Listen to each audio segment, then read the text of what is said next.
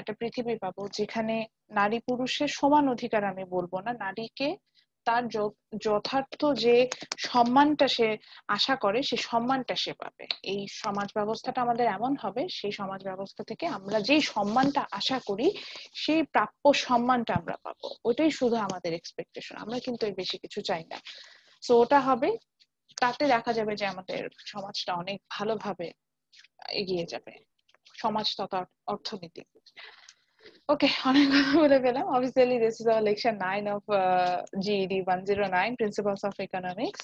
Last ক্লাসে আমরা অনেক বোরিং একটা ক্লাস ছিল, আই নো, অনেক ঘুম পাচ্ছিল। আজকে যদি ঘুম পাই কিছু করার নাই, আজকে খাতা কলম নিয়ে প্রথমেই বসে যাই, বিকজ আজকে আমাদের গত ক্লাসের মতনই বেশ কিছু ছবি আঁকতে হবে এবং তার সাথে সাথে আমাদের হচ্ছে গিয়ে টপিক গুলো বুঝতে হবে, বিকজ আজকের ক্লাসটা important. And next class we have our first class test. So আজকে পর্যন্ত আমি যা পড়াবো এটার উপরে কিন্তু আমাদের ফার্স্ট ক্লাস টেস্টটা থাকবে। Is it clear to you? Question কি এমসিকিউ হবে? আচ্ছা, শর্ট কোশ্চেন। কোশ্চেনটা আমি সেমি ব্রড টাইপের কোশ্চেন করি। কোশ্চেনটা হবে হচ্ছে 20 মার্কস এর। অলরেডি আমার যেহেতু কোশ্চেন মেক করা আছে, মেক করে ফেলেছি আমি আমার অন্য একটা সেকশনের জন্য করতে, আপনাদের জন্যও করেছি। ম্যাম এটা কি আমি বলছি, একটু বলি, আমি একটু বলে নিই। Okay ma'am. আমি হচ্ছে গিয়ে কোশ্চেন 20 মার্কস এর কোশ্চেন মেক করেছি। 20টাকে আমি 10-এ কনভার্ট করে নেব।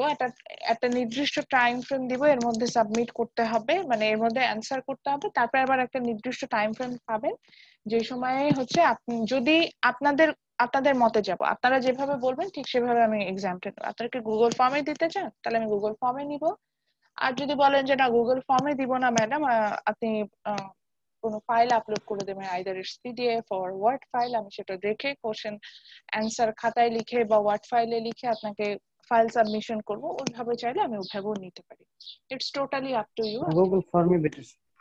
ম্যাম খাতায় লিখে দিতে চাই বা ওয়ার্ড ফাইলে যেটা পারে, কিন্তু ম্যাম গুগল ফর্মের নামে গুগল ফর্মে অনেক সমস্যা দেখা দেয়। গুগল ফর্মে না দিতে চান, আমি এটাই তো বললাম, এটা আপনাদের উপর ডিপেন্ড করে, আপনারা যেভাবে দিতে চাবেন সেটাই। কজ সামনে আবার এবং মিডটার্ম খাতায় ম্যান্ডেটরি গুগল ফর্মে নিতে হবে, এটা তো মনে হয় আপনারা জানেন। বাকি টিচাররা কিছু বলেছে এই বিষয়ে? জি ম্যাম, পেয়েছিলাম। টাইম কনস্ট্যান্ট কিন্তু গুগল ফর্মে এক্সাম হবে। সো লাইক আপনাদের হয়তো 1 আওয়ার টাইম দিব আমি। 1 আওয়ার টাইমের মধ্যে টাইম কনস্ট্যান্ট একটা হচ্ছে গিয়ে কোশ্চেন আপলোড করে দেবো, ওটা দেখে হচ্ছে গিয়ে আপনারা আসবেন। আচ্ছা ঠিক আছে, it's not a big deal. আমি আপনাদের এইভাবেই নিব। তাহলে আমি যেটা হবে যে আমি একটা ফাইল আপলোড করে দিব, কোশ্চেনের ফাইল। সে মানে কোশ্চেনটা সেটা পিডিএফ হতে পারে, ওয়ার্ডও হতে পারে। ওটা দেখে অ্যান্সার করতে হবে। এবং আপনারা যেটা করবেন সেটা হচ্ছে গিয়ে কোশ্চেন যেটা করবেন সেটা হচ্ছে অ্যান্সার আপনি চাইলে খাতায় লিখেও সাবমিট করতে পারেন, ওয়ার্ড ফাইলেও ওয়ার্ডে মানে টাইপ করেও সেই ফাইলটা আপলোড করে দিতে পারেন, অথবা গুগল ডক যেটা আছে সেখানে লিখেও আপনি আপলোড করেন। আমি I accept in every form of answer script, সবগুলো অ্যাকসেপ্ট করি। কিন্তু যখন খাতায় লিখে দিবেন একটু কেয়ারফুলি হবেন, যে ইমেজেসটা যখন আমরা তুলবো ইমেজটা যাতে ক্লিয়ার হয়। অনেক ক্ষেত্রেই সরি, অনেক ক্ষেত্রে এমন কপিজ আমি পাই খাতাটা না, লেখাগুলো এত অস্পষ্ট থাকে যে পড়ে বুঝতে পারি না যে কি লিখেছেন। তো এটা একটু সমস্যা না, যে লেখা দেখেই বুঝতে পারলাম না কি লিখেছেন, তাহলে তো সমস্যা। ওই জন্যই বললাম যে লেখাটা এমন হবে যাতে হচ্ছে গিয়ে আমি বুঝতে পারি। এবং আমি আপনাদের ডিপার্টমেন্টের টিচার না, আই নো, বাট আমি চেষ্টা করি আমি আমার স্টুডেন্টদের জন্য যতটা অ্যাকোমোডেটিভ, বিলিভ মি আপনাদের জন্য ঠিক ততটা অ্যাকোমোডেটিভ হতে। অ্যাজ এ টিচার আমার nature, I am very accommodative person. So এটা আপনাদের ক্ষেত্রে আমি সেটা করেছি। তো আপনাদের কোনো অসুবিধা হলে, আমি বারবারই বলেছি যে কোনো প্রকার কোনো অসুবিধা, কিছু বুঝতে পারছি না বা ক্লাস রিলেটেড কোনো ম্যাটেরিয়ালস পাওয়া নিয়ে কোনো কিছু নিয়ে অসুবিধা হলে আমার সাথে শেয়ার করবেন। আমি এইটুকু আপনাকে আমি প্রমিস করতে পারি, in this cases 100% I will help you.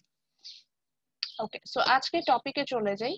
Last ক্লাসে আমরা ডিমান্ড এন্ড সাপ্লাই নিয়ে স্টার্ট করেছিলাম, which is chapter 4 from our reference book, and there we studied about what is market and what is demand, then the law of demand. We studied about all those things, and from there we have find out that is demand has a negative relationship with price. We have find out demand means, শব্দ হচ্ছে জানো? এখন ঠিক আছে? পাখি ডাকছে, এটা কি শব্দ?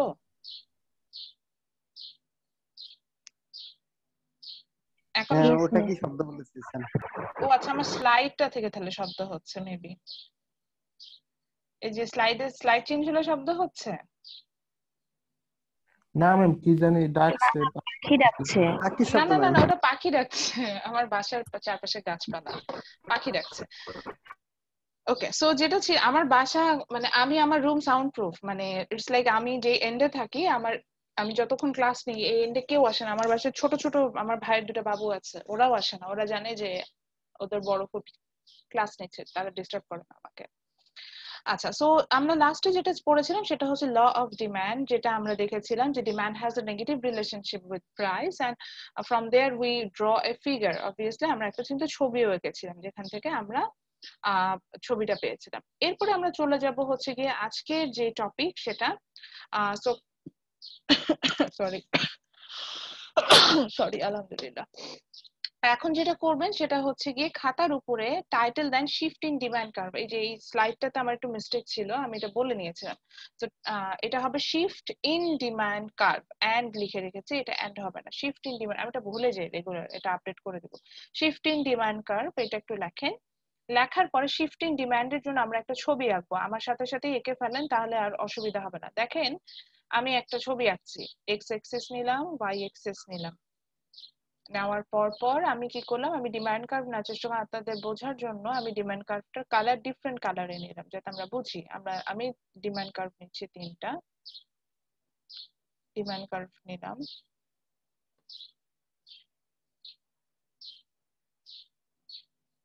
ম্যাম, এটা তো মনে হয় লাস্ট ক্লাসে পড়িয়েছিল। পড়িয়েছিলাম, হ্যাঁ ছবিটা এঁকেছি না? যদি ছবি আঁকা থাকে আপনাদের তাহলে তো কোনো সমস্যা নেই, আদারওয়াইজ এই ছবিটা আঁকতে হবে, কারণ এটার থেকে আমি নিব কিন্তু, মানে আপনাদের ফিডব্যাক নিব। তো আমি যেটা করছি দেখেন, 3টা ডিমান্ড কার্ভ এঁকেছি। যদি আঁকা থাকে তাহলে আর আঁকতে হবে না, যদি আঁকা না থাকে তাহলে এঁকে ফেলতে হবে। তো আমি যেভাবে আঁকছি, আমি 3টা ডিমান্ড কার্ভ ড্র করলাম, সেখান থেকে হচ্ছে গিয়ে একটা কনস্ট্যান্ট প্রাইস নিলাম। কনস্ট্যান্ট প্রাইস নেওয়ার পরে সেই প্রাইসটা যেখানে হচ্ছে গিয়ে আমার পাস করেছে, সেখানে হচ্ছে আমি সেখান থেকে 3টা ডিফারেন্ট ডিফারেন্ট কিন্তু কোয়ান্টিটিও বের করে নিলাম।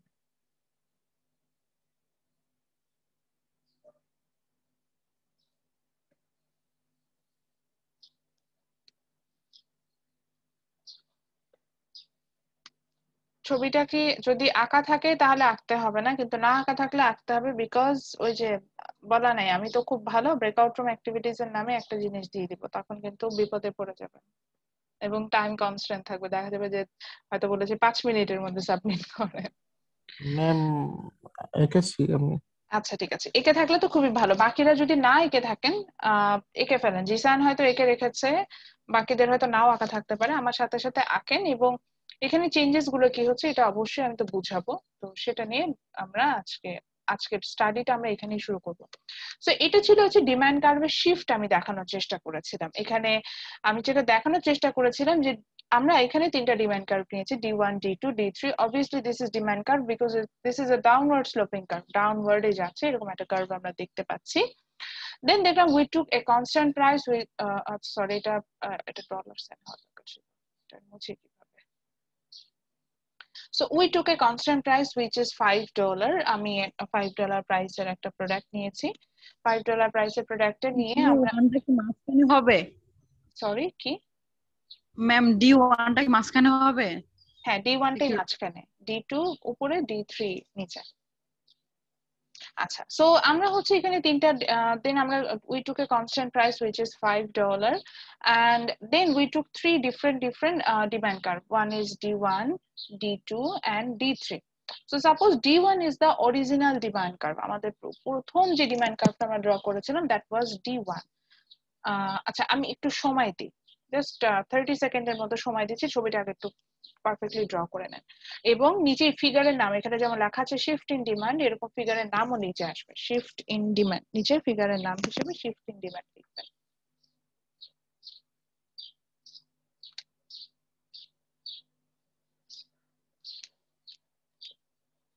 আঁকা হলে আমাকে বলবেন।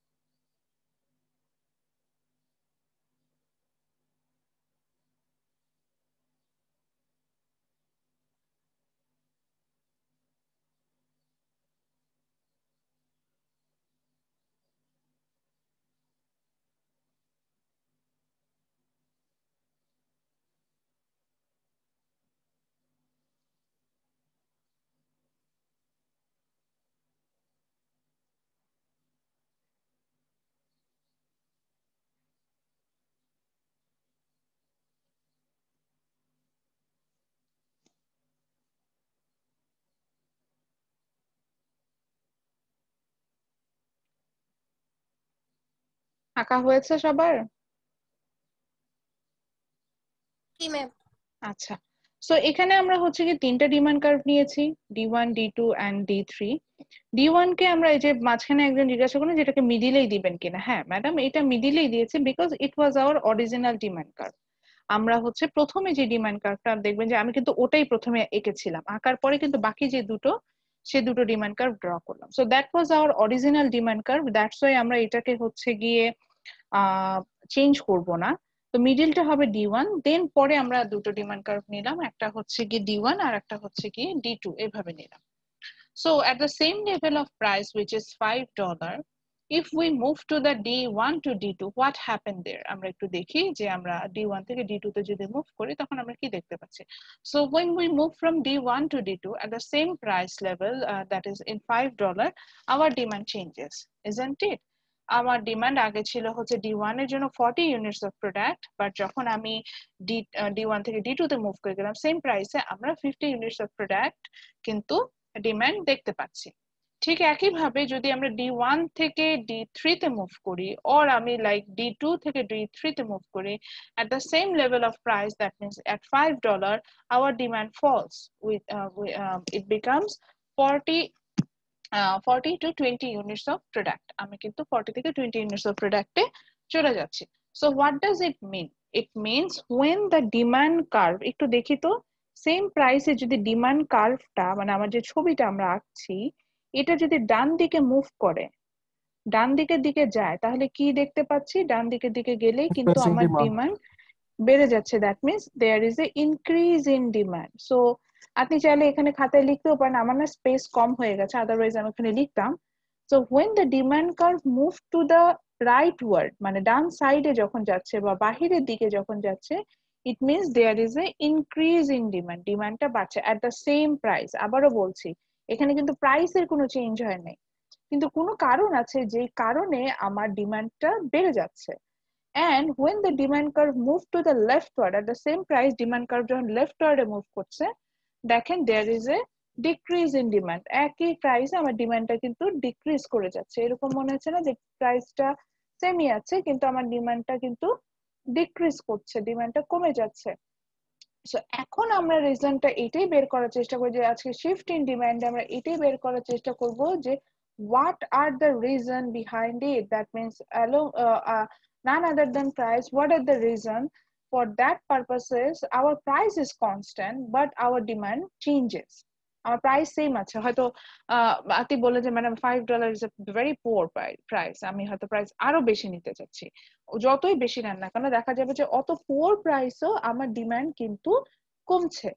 কেন কমছে এই রিজনটাই আমরা এখন আজকে আসলে কমছে বা বাড়ছে বা চেঞ্জ হচ্ছে। মেইন কথা আমার কথা ছিল যে প্রাইসটা আমার সেম আছে, হায়ার প্রাইস হোক আর লোয়ার প্রাইস হোক, but at the same price আমার ডিমান্ডটা বেড়ে যাচ্ছে বা কমে যাচ্ছে, দুটোই আমার হেডেক, কমতেও পারবে না বাড়তেও পারবে না, either it would be constant or প্রাইসের সাথে চেঞ্জ হবে। কিন্তু প্রাইসের সাথে চেঞ্জ না হয়ে দেখা গেল যে আমার প্রাইসটা সেম থাকলো কিন্তু ডিমান্ডই পুরোপুরি চেঞ্জ হয়ে গেল। তো এই যে প্রাইসটা সেম থাকলো কিন্তু ডিমান্ডই যে পুরোপুরি চেঞ্জ হয়ে গেল, এই রিজনটাই আমরা আজকে হচ্ছে কি খুঁজে বের করবো যে কি রিজন গুলো আছে। সো এখানে এইভাবে আমি যেভাবে লিখেছি ইন দ্য সেম ওয়েতে আপনাকেও লিখতে হবে। প্রথম রিজনটা হিসেবে ইনকাম লেখেন, টাইটেল দেন ইনকাম। ইনকাম লিখে নিচে লেখেন হচ্ছে এরকম একটা বুলেট পয়েন্ট দিয়ে লেখেন হচ্ছে যেভাবে আমি লিখেছি দ্যাট ইজ নরমাল গুড, ওইভাবে নরমাল গুডও লেখেন।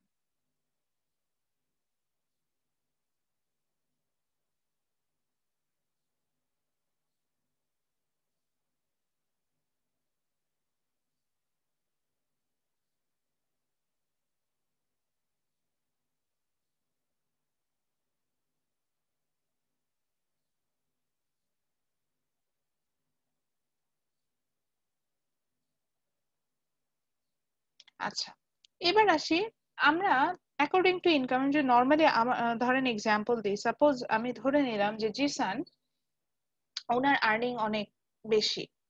এখন জিসানের যদি মান্থলি আর্নিং, জিসান আবার রাগ করছেন না তো, আপনাকে যদি এক্সাম্পল দিচ্ছি। তো না ম্যাম লাস্ট ক্লাসে তো দিয়েছিলেন। হ্যাঁ, তো ধরে নিলাম জিসানের মান্থলি আর্নিং হচ্ছে গিয়ে 1 crore টাকা। সো এখন যদি জিসানে মান্থলি আর্নিং 1 crore টাকা হয়, অনেক আর্ন করে সে, তাহলে উনি কি আমাদের যেটা বলছেন যে ইউনিভার্সিটি থেকে হেঁটে হেঁটে আসবে? না, কিন্তু উনি কি ইউনিভার্সিটি বাসে করে আসবে? তাও না। উনি কি ইউনিভার্সিটি রিক্সা করে? উনি তখন মান্থলি 1 crore টাকা আর্ন করছে, তো অবভিয়াসলি সে তো হচ্ছে গিয়ে আপনার যেটাকে বলা যায় যে মান্থলি 1 crore টাকা আর্ন করছে, উনি তো অবশ্যই যেটা চেষ্টা করবে সেটা হচ্ছে গিয়ে যে ইয়াতে করে আসতে, নিজের একটা পার্সোনাল একটা গাড়ি কিনে ফেলবে। মাসে 1 কোটি টাকা যার ইনকাম, একটা গাড়ি কেনা তো তার জন্য কোনো বিষয় না, বিষয়টা অনেকটা এরকম হবে। সো হুইচ মিনস জিসানের ইনকাম যখন বেশি, জিসান কিন্তু পাবলিক ট্রান্সপোর্ট, এই যে বাস বা রিক্সা, এগুলোর প্রতি জিসানের আর ডিমান্ড থাকবে না, এটাই স্বাভাবিক। এখন আসি কোনো কারণে জিসানের ইনকাম 1 কোটি টাকা থেকে 1 লাখ টাকায় নেমে আসলো। তো জিসানের ইনকাম যদি 1 কোটি টাকা থেকে 1 লাখ টাকা নেমে আসে, ধরলাম যে যখন 1 কোটি টাকা ছিল তখন উনি একটা পাজেরো জিপ কিনেছিল, তখন কি আর জিসান এটা চালাবে? তখন চিন্তা করবে না, পাজেরোটা মেনটেনেন্স অনেক কস্ট, তখন কিন্তু উনি হয়তো ঠিক আছে 1 লাখ টাকা তো কম না, উনি শিফট করে হয়তো উবারে চলে আসলো, যে ঠিক আছে আমি ভালো কোয়ালিটির উবার সার্ভিস যেটা আছে, উবার প্রিমিয়াম, সেটা ইউজ করবো ইউনিভার্সিটিতে আসার জন্য, ঠিক কিনা? নাকি তখন উনি চলতে পারছে না কিন্তু পাজেরো নিয়ে চলবে, এরকম হবে? আচ্ছা যান, ও কথা মানলাম, হ্যাঁ ম্যাডাম তখন ও পাজেরো নিয়ে চলবে, পাজেরোটা হয়তো তখন উবারে দিয়ে দিবে, দিয়ে খরচ চালাবে, যাক এটাও মানলাম। এরপরে এসে জিসানের ইনকাম একদমই কমে গেল, অর্থাৎ এখন একদম 10,000 টাকা ইনকাম হয়ে গেছে, তখন কি জিসানের পক্ষে এইসব পাজেরো গাড়ি এফোর্ড করা পসিবল? No, না ma'am. ম্যাম, সে পাঠাওয়ার তখন চাকরিতে যাবে। তখন আপনাকে তখন কিন্তু ওনার পক্ষে এই পাজেরোটা এফোর্ড করা, জি বলেন। জি ম্যাম, ইনকামের একটা ভালো এক্সাম্পল আছে আমার কাছে, আমি কি বলবো? হ্যাঁ হ্যাঁ অবশ্যই।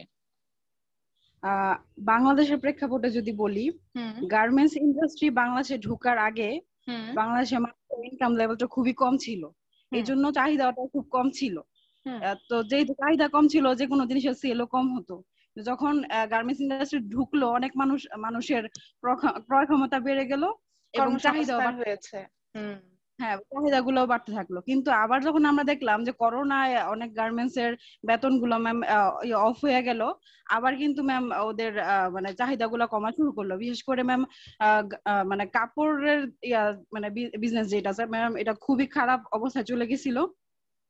যখন ম্যাম মানে মানুষ তো প্রথমে হচ্ছে খাবার দাবার কিনবে, তারপরে হচ্ছে ম্যাম জামা কাপড় এগুলো কিনবে, আই যেগুলো no ma'am that thing, last 1 ইয়ারে মনে হয় একটা খালি শাড়ি কিনেছে, তাও সেই শাড়িটার দাম খুব কম। আমার মনে হতো কি আমার তো বাসারই বাইরে যেতে হয় না। বর্তমানে খুবই খারাপ অবস্থা, মানে খুবই খারাপ অবস্থা চলছিল। হুম হুম তো এখন কিছুটা আবার হয়েছে, কিন্তু খারাপ অবস্থা চলছিল। তো এইটাই যে যখন ম্যাম গার্মেন্টস ইন্ডাস্ট্রি ছিল না, তখন মানুষের মানে ম্যাম ইনকাম ছিল কম ছিল, এই হুম জন্য ম্যাম চাহিদা মানুষের কম ছিল। তো চাহিদা যখন কম ছিল তখন মানুষ কিনবেও কম। আবার যখন গার্মেন্টস ইন্ডাস্ট্রি ম্যাম আবার গ্রো করা শুরু করলো, তখন ম্যাম ইনকাম বাড়লো এবং চাহিদাও বাড়লো। সো সেখানে সেল বাড়তেছে। আবার যখন করোনার সময় মানে ম্যাম বেতনগুলো সব অফ হয়ে যাওয়া শুরু করলো, তখন আবার চাহিদা কমে গেল। তো এইভাবে ইনকাম ম্যাম ডিমান্ডের উপর ম্যাম, ডিমান্ড কি ম্যাম ইনফ্লুয়েন্স করে। ও মাই গড, আমাকে তো আর কিচ্ছু বলা দরকার নেই, ফারজানা আমার ক্লাস নিয়ে নিয়েছে। খুবই সুন্দর এক্সাম্পল। সো মানে আসলে সিরিয়াসলি উনি কিন্তু লাস্টে উনি এই কথাটাই বলে দিল যে ইনকামের উপর ডিমান্ড নির্ভরশীল, ইনকাম বাড়লে আমি ডিমান্ড বাড়াই দিব, ইনকাম কমলে আমি ডিমান্ড কমাই দেবো, সিম্পল। ফারজানা আমার কথা বলে দিয়েছে, আমি আসলে আর কিছু বলার মানে এখতিয়ারই রাখি না। তো সেই কথা অনুযায়ী আসি, তার মানে ইনকামের সাথে তাহলে আমাদের ডিমান্ডের রিলেশনশিপটা কি দেখেন, প্রাইস কিন্তু এখানে হেডেক না। এই যে করোনার সময় যে ফারজানা বলছেন কাপড়ের ডিমান্ডটা ম্যাডাম কমে গেছিল, তখন যে কাপড়ের দাম বেড়ে গেছিল তা কিন্তু না, কাপড়ের দাম অ্যাজ ইট ইজ যা ছিল তাই কিন্তু ছিল, অনেক ক্ষেত্রে অনেক ডিসকাউন্টও ছিল, ঠিক কি না? জি ম্যাম, তাও মানুষ কিনছিল না। হ্যাঁ, অনেক কিন্তু ডিসকাউন্টও দেওয়া হয়েছে, অনেক ক্ষেত্রে দেখা গিয়েছে যে ডিসকাউন্ট দেওয়া হয়েছে, ডিসকাউন্টের পরেও মানুষ কিনছিল না, কারণটা কি? আরে ভাই ওই যে আমার হাতে টাকা নাই, আমার হাতে টাকা নাই, আমার ইনকাম নাই, তো আমি কোথা থেকে কাপড় কিনবো? আমার হাতে একটু টাকা হলে, আমার আগে যেটা না হলে না, দ্যাট ইজ ফুড, ফুড আগে আমি নিব। আমার তো এক জামা পরে আমি 1 বছরও থাকতে পারবো, কিন্তু একটা খাবার খেতে আর 1 বছর থাকতে পারবো না, তো আমি আগে ফুড কনজাম্পশনে গিয়েছি। তারপরে যখন ফুড কনজাম্পশন আমার কমপ্লিট হয়ে গেল, যে দেখলাম যে না ঠিক আছে ফুড ওকে, তারপরে কিন্তু আমরা যাবো শেল্টার, কাজ আমাকে থাকতে হবে, আমি আসছি। তারপরে কিন্তু ক্লোথ, কারণ থাকাটা আমরা ম্যাক্সিমাম ঢাকা শহরে থাকি হচ্ছে ভাড়া, বাড়ি ভাড়া যদি না দিই তাহলে তো আমার পক্ষে থাকা সম্ভব না। তো আমার কিন্তু থাকার চিন্তাটা আগে করতে হয়েছে। থাকার চিন্তার পরে যদি উদ্ধৃতাংশ থাকে তখন সেটা হেলথ কেয়ার, ক্লোথ বা এডুকেশনের ক্ষেত্রে আমরা কিন্তু খরচ করি। সো বিষয়টি এটা যে ইনকাম, যেটা ইনকাম এর সাথে ডিমান্ড ক্লোজলি রিলেটেড। আমি যদি প্রাইসটাকে কনস্ট্যান্ট ধরে নিই, অর্থাৎ প্রাইসটাকে যে আদার থিংস রিমেইনিং সেম, এই যে এখন প্রাইসটাকে আমি যদি কনস্ট্যান্ট ধরি, সেই ক্ষেত্রে আমার যেটা আমরা খুঁজে পাবো সেটা হচ্ছে when the income increases demand also increases whatever the price level is। আমার ইনকাম যদি বাড়ে আমি কিনবই। আমার যেমন সত্যি কথা বিশ্বাস করেন, আমি বলছি না আমার ইনকাম বেড়েছে, আমি যখন জব স্টার্ট করি তখন আমার স্যালারি ছিল অনলি 22,000 টাকা। এই টাকায় আমি আমি একটা জায়গায় জব করতাম। আমি তখন গ্রাজুয়েট, জাস্ট গ্রাজুয়েশন কমপ্লিট করে আমি জব শুরু করতাম। ওই সময় আমি যে স্যালারিটা পেতাম, ওই স্যালারি দিয়ে আমি তো প্রতিদিন মানে এফোর্ড করতে পারবো না, মানে পাবলিক ট্রান্সপোর্টই এফোর্ড করতে, এর বাইরে তো লাক্সারি কিছু এফোর্ড করতে না। তো আমি কিন্তু ওটা দিতাম। আস্তে আস্তে আমার যখন স্যালারি বাড়তে শুরু করলাম, আমি নিজেই রিয়েলাইজ করলাম আমার পাবলিক ট্রান্সপোর্টের প্রতি অনীহা চলে আসে। এখন সবচেয়ে বড় যে জিনিসটা আমার মনে হয় সেটা হচ্ছে আমার টাইমটা অনেক ইম্পর্টেন্ট। আমি যদি পাবলিক ট্রান্সপোর্টে করে যাই আমার অনেক টাইম ওয়েস্ট হবে। সো আমি এটা করব না। বিলিভ করবেন কিনা জানি না, একটা সময় আমি নিজে হিসেব করতাম যে কক্সবাজার আমার পছন্দ, যে আমি সি লাভার, কক্সবাজার যেতে চাইতাম এবং মনে করতাম কক্সবাজার যাবো বাই বাস, সারা রাত বাসে করে করে যাবো 10-12 ঘন্টা, এটাই মজা। অথচ এখন সেই আমি চিন্তা করি যে না, সারা রাত বাসে করে যাব, টায়ার্ড হয়ে যাব, অনেক টাইম লাগবে, তার থেকে যদি 2-4 হাজার টাকা বাসে ভাড়া দিয়ে, তার থেকে যদি আর এর সাথে আর এটা ডাবল করে ফেলি তাহলে আমি প্লেনে করে যেতে হবে, প্লেনে করে যাব আসবো আমার ম্যাম কাছে। আপনাদের ডিসকাউন্ট নেই? হ্যাঁ আছে, কার্ড হোল্ডারদের জন্য একটা ডিসকাউন্ট থাকে। সো ওইভাবে আমি নিচ্ছি। সো এটাই বলছি যে মানে ওই ইউএস বাংলার কথা বলছেন, ইউএস বাংলা থেকে যে ডিসকাউন্ট পাই ওটা আমি কার্ড দিয়ে পে করলে সেম ডিসকাউন্টটাই পাই। তো ওইটা আমার জন্য প্রফিটেবল হয়, কার্ডে পেমেন্টের ডিসকাউন্টটা। সো আমার জন্য ওইটাই প্রফিটেবল। সো আমি কিন্তু ওখানে যাচ্ছি। বিষয়টা অনেকটা আসলে এখানে দাঁড়াচ্ছে যে আমি আসলে এটা আমার উপর ডিপেন্ড করবে যে আমি আমার ইনকামটা কিরকম হচ্ছে। আমার ইনকামটা যখন বাড়বে আমি কিন্তু ডিমান্ডও বাড়াই দিব, আবার ইনকাম কমে গেলে ডিমান্ড কমে দিব। সো এটা নর্মাল গুডের ক্ষেত্রে এইভাবেই হওয়া উচিত ছিল। তো এটা আবার মনে রাখার জন্য আপনারা একটু লিখে রাখেন, আদারওয়াইজ ভুলে যাবেন। এইভাবে লিখতে পারেন, একটা ক্যাপিটাল ওয়াই দেন, ক্যাপিটাল ওয়াই বলতে ইকোনমিক্সে ইনকাম বোঝায়, ক্যাপিটাল ওয়াই দিয়ে তার পাশে একটা আপার অ্যারো দিয়ে রাখেন, তাহলে বুঝবেন যে ইনকাম বাড়ছে। হ্যাঁ, সো ক্যাপিটাল ওয়াই দিয়ে একটা আপার অ্যারো দেন, দিয়ে পাশে ডিমান্ড ডি লেখেন, তার মানে হচ্ছে ডিমান্ড বুঝবেন। তাহলে যেহেতু ইনকামও বাড়লো তার মানে হচ্ছে গিয়ে আমার ডিমান্ডও বাড়লো। নর্মাল গুডস এর পাশে এইভাবে লিখে রাখি। ঠিক একই ভাবে নর্মাল গুডস এর ক্ষেত্রে কি হবে, যে ইনকাম কমলে আবার আমার ডিমান্ডও কিন্তু কমে যায়। যেমন আমি এখানে যদি এখন আবার ইনকামের সাথে আসি, তাহলে এখানে ধরেন আমি ওয়াই নিলাম, আমার ইনকাম নিলাম, আমার ইনকাম যদি কোনো কারণে কমে তখন সেক্ষেত্রে দেখা যাবে যে আমার কিন্তু ডিমান্ডও কমে যাবে। দোজ আর নর্মাল গুডস, মানে আমি ইনকামের বেসিসে গুডটাকে দুটা ভাগে ভাগ করি, নর্মাল গুডস আর ইনফেরিয়র গুডস। নর্মাল গুডস এর ক্ষেত্রে যেটা হয় যে যদি ইনকাম বাড়ে আমি এই ধরনের গুডস এরও ডিমান্ড বাড়াই দিই, আবার ইনকাম কমলে এই ধরনের গুডস এর ডিমান্ড কমাই দিই। যেমন ওই যে জিসানের demand for a luxury car, that was a normal good. Income বাড়লে উনি লাক্সারি কার পারচেস করবে, ইনকাম কমলে করবে না। আবার ধরেন জিসান কেন, আমাদের সবার demand for Uber rides, that's a luxury good, মানে এটাই নর্মাল গুড বলে। লাক্সারি গুড গুলো সাধারণত নর্মাল গুডের মধ্যে পড়ে। যে আমার ইনকাম বাড়লে আমরা এই ধরনের প্রোডাক্ট বেশি কনজিউম করব, ইনকাম কমলে আমরা এই ধরনের প্রোডাক্ট কনজিউম করব না।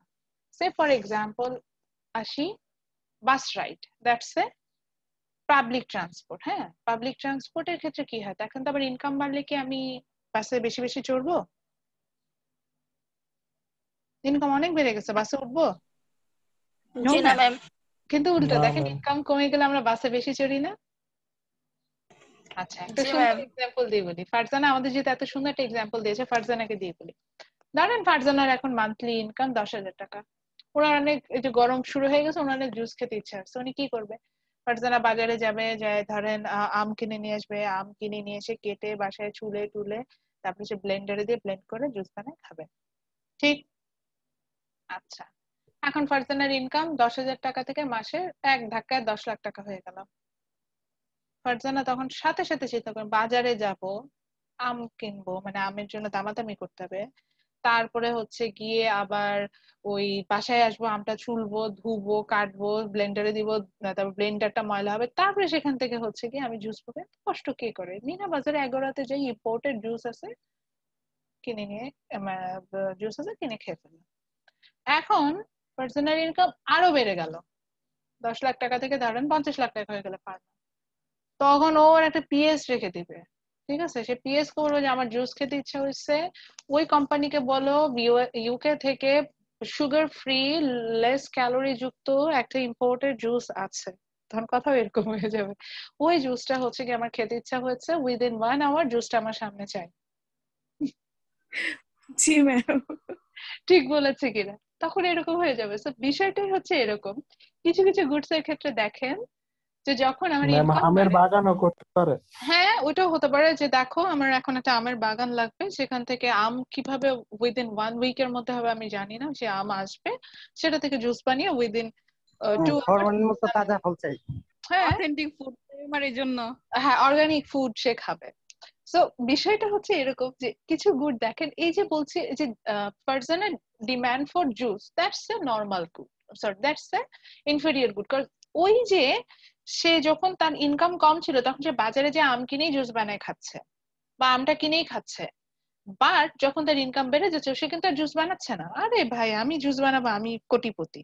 তো এটা আমি খারাপ হিসেবে দেখছি না, আমাদের বাই নেচার আমরা সবাই এরকম, যখন আমাদের ইনকাম বাড়ে কিছু কিছু বেসিক নিড, দেখেন এগুলো আমাদের বেসিক নিডের সাথে রিলেটেড, আমরা সেগুলোর ডিমান্ড কমাই দিই। অথচ যখন আমাদের ইনকাম কমেছে আমরা ওগুলোর ডিমান্ড বাড়াই দিই। যেমন ইয়ার bus ride, that's a basic need, দেখেন ওইটার ডিমান্ড ইনকাম বাড়লে আমরা কমাই দিই, আবার ইনকাম কমলে বাড়াই দিই। আর একটা এক্সাম্পল দিই, ধরেন জিসান, জিসানের এরকম 10,000 টাকা যখন ইনকাম ছিল তখন ও চিন্তা করতো এই টাকা আমার টিউশন ফি দিতে হবে, ইউনিভার্সিটি যাইতে হবে, আবার খাওয়া দাওয়া করতে হবে। তো জিসান ওই যে মোটা চাল পাওয়া যায় না, মোটা চাল খারাপ না কিন্তু ওগুলাই বেশি পুষ্টিগুণ বেশি, তো ওরকম চাল কিনে নিয়ে আসতো বাসার জন্য, ঠিক আছে, খাওয়ার জন্য। এখন জিসানের ইনকাম মাসে 1 লাখ টাকা হয়ে গেল, তখন জিসান চিন্তা করবে যে দূর, মোটা চাল কেউ খায়? মোটা চাল গরিবরা খায়, মোটা চাল এক বেলা রান্না করলে পরের বেলা গন্ধ হয়ে যায়, এই চালের ভাত খাওয়া যায়? সেই জিসানই কিন্তু তখন দেখা যাবে নাজিরশাইল চাল কিনে নিয়ে আসবে বা মিনিকেট কিনে নিয়ে আসবে। এবার আসি জিসানের ইনকাম 1 লাখ টাকা থেকে 10 লাখ টাকা হয়ে গেল, তখন জিসানই বলবে না ওই যে কোথায় জানি বেলজিয়ামের একটা চাল আছে না, জাস্ট হচ্ছে ওভেনে দিলেই, ধুতেও হয় না, ওভেনে দিলেই ভাত হয়ে বের হয়ে আসে, ওইটা কিনবো। সো জিসান কিন্তু তখন ওই রকম মানে সুইচ করে যাবে। সো এটা আমাদের বাই নেচার আমরা এরকম। সো আমার যখন আমি একদম পুয়ার ছিলাম, একদম মান্থলি কোনো ইনকাম ছিল না, টিউশনি 2-3টা টিউশনি করাতাম, তখন আমি বাস রাইডই পছন্দ করতাম বা হেঁটেও যেতাম দরকার হলে। দেন যখন আমার টিউশন, আমি আমার নিজের এক্সাম্পল দিচ্ছি, যখন আমি নিজে জবে শুরু করলাম তখন আমি চিন্তা করলাম যে না বাসে করে কি যাওয়া যায় নাকি, বাসে একটু ঝামেলা। তখন কিন্তু আমি নিজে সিএনজি রাইড নেওয়া শুরু করলাম যে না ঠিক আছে সিএনজি এফোর্ড করতে পারি বা রিক্সা এফোর্ড করতে পারি। এখন যখন আরো একটু ইনকাম বাড়ছে আমি কিন্তু সিএনজি বাস কিছুতেই যাচ্ছিলাম, আমি এখন চিন্তা করছি সিএনজি তে গেলে ধুলা লাগে, সত্যি এটা আমি চিন্তা করি, ধুলা লাগে, চুলগুলা নষ্ট হয়ে যায়, গরম লাগে, তার থেকে উবার ভালো। আমি এইভাবে চিন্তা করে কিন্তু চাই।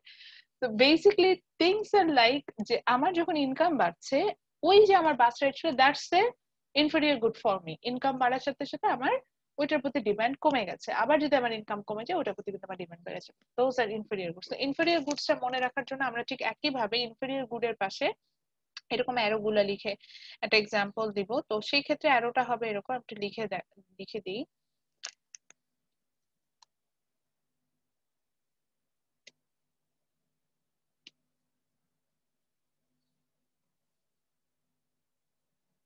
So inferior good এর ক্ষেত্রে যেটা হবে যে when the income increases our demand for those kind of good decreases, but when the income decreases demand for those kind of good increases. Upper arrow দিয়ে আমি ইনক্রিজ বুঝাচ্ছি, লোয়ার অ্যারো দিয়ে decrease বুঝাচ্ছি, এভাবে লিখে রাখবেন তাহলে মনে থাকবে। এটার জন্য এইভাবে লিখে নিচ্ছি, লিখে নেন একটু। সো ইনকাম তাহলে কি বুঝলাম, ইনকাম নর্মালি যেটা হয় যে ইনকাম বাড়লে ডিমান্ড বাড়ে, ইনকাম কমলে ডিমান্ড কমে। According to income goods are two types, normal goods that means they are being normal, like একটা এক্সাম্পল হিসেবে লেখেন যে imported perfume, then imported food, luxury goods, এগুলো লেখেন তাহলে মনে থাকবেন those are our normal goods, which means when the income increases we will demand more those of good, and when our income falls we will demand less of those good. And the second thing is inferior good, এটা পাশে example হিসেবে লিখে রাখেন basic need, লিখতে পারেন বাস ride, মোটা চাল, এইভাবে লিখতে র র যে ফুড গুলো হয় সেগুলো. So in that cases, when our income increases, we demand less those kind of inferior goods, but when the income falls, we demand more those kind of inferior goods. Say for example, Jisan যদি inferior good হিসেবে ধরেন মিরপুরের বাসাকে আমি inferior good বলতে পারি, এখানে বাসা ভাড়া কম, তো জিসানের যখন ইনকাম কম থাকবে উনি মিরপুরে ভাড়া থাকবে, জিসানের ইনকাম একটু বেশি হোক উনি চলে যাবে ধরেন ধানমন্ডিতে, আরো একটু ইনকাম বাড়ুক উনি চলে যাবে গুলশানে ডিপ্লোম্যাটিক জোনে, বিশাল বাসায় ভাড়া থাকবে. সেই হচ্ছে গিয়ে বিষয়গুলো. এরপরে চলে আসি সরি কি করে বললাম আন্ডু. এরপরে যেটা চলে আসে সেটা হচ্ছে গিয়ে সেকেন্ড যে কি পয়েন্টসটা আসছে সেটা হচ্ছে প্রাইস অফ রিলেটেড প্রোডাক্ট দিয়ে নিচে লেখেন, যে একই ভাবে বুলেট পয়েন্ট দিয়ে লেখেন সাবস্টিটিউট. আমি সাবস্টিটিউটের ডেফিনেশনটাও দিব, এটা লিখতে হবে. আগে লিখে নেন প্রথমে প্রাইস অফ রিলেটেড প্রোডাক্ট. বিকল্প, হ্যাঁ, প্রাইস সাবস্টিটিউট বলতে বোঝায় যে রিলেভেন্ট যে প্রোডাক্ট গুলো আমরা পাচ্ছি those are substitute good. So price of related product, সেখান থেকে আমরা প্রথম যেটাতে আসবো দ্যাট ইজ সাবস্টিটিউট. সো সাবস্টিটিউটে লেখেন সাবস্টিটিউট আর দোজ গুড, লেখেন substitute are those good, substitute are those good which which which have same utility. Like substitute are those goods which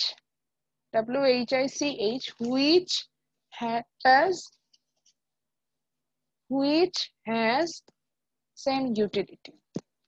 Substitute are those goods which has same utility.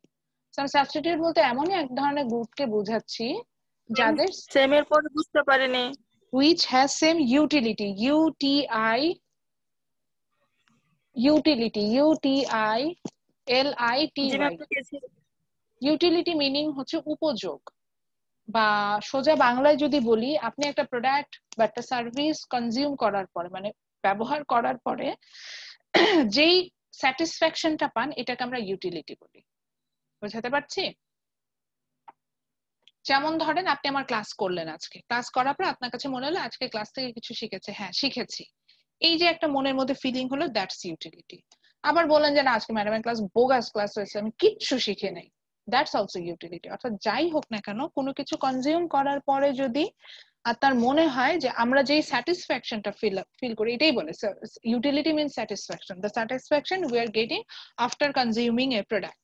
So একটা food খেলে আমার অনেক সময় ভালো লাগে না, অনেক তৃষ্ণা মিটে যায় না, বা একটা ফুড হয়তো খুব থার্স্টি, আপনি একটা ফুড খেয়েছেন আপনার কাছে মনে হচ্ছে যে এর থেকে বেস্ট ফুড খান না, এই যে ফিলিংটা হচ্ছে দ্যাটস ইউটিলিটি. সো আমি সাবস্টিটিউট বলতে এমন গুডস কে বোঝাচ্ছি those have same utility. So example দিয়ে লেখেন, এক্সাম্পল হিসেবে লেখেন হচ্ছে পেপসি, কোকা কোলা,